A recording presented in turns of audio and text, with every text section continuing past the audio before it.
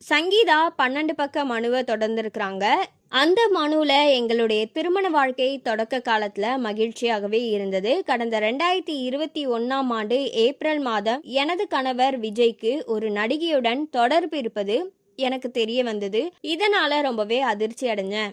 அதுக்கப்புறமா கடந்த 2021 செப்டம்பர் 2022ஆம் ஆண்டு பிப்ரவரி காலகட்டத்தில் வழக்கறிஞர் மூலம் விஜயிடம் பேசினேன். அப்போது அந்த நடிகையுடனான தொடர்பை துண்டிப்பதா தெரிவிச்சிருந்தாங்க. ஆனா அவர் என்னை ஒதுக்கி வச்சுட்டு நடிகையுடைய தொடர்பை தொடர்ந்தாரு. இது எனக்கு மன உளைச்சலை ஏற்படுத்தியது. திருமணத்துக்கு மீறிய இந்த உறவை நான் தட்டி கேட்டதுனால பொருளாதார ரீதியா எனக்கு நிறைய கட்டுப்பாடுகளை விதிச்சாங்க. குழந்தைகளுடைய படிப்பு பாதிக்கப்படும், அவர்களுடைய மனமும் பாதிக்கப்படும்ன்றதுனால விவாகரத்து கோருவதை தள்ளி வச்சேன். அந்த நடிகையுடன் பல்வேறு பொது இடங்களுக்கும் வெளிநாடுகளுக்கும் விஜய் சென்று வருகிறார். அந்த நடிகையும் என் கணவருடன் எடுத்த புகைப்படங்கள்ல சமூக வலைத்தளங்கள்ல பரப்பி வருகிறாங்க. அந்த புகைப்படங்களுக்கு விஜய் எப்போதுமே எதிர்ப்பு தெரிவிச்சதில்லை.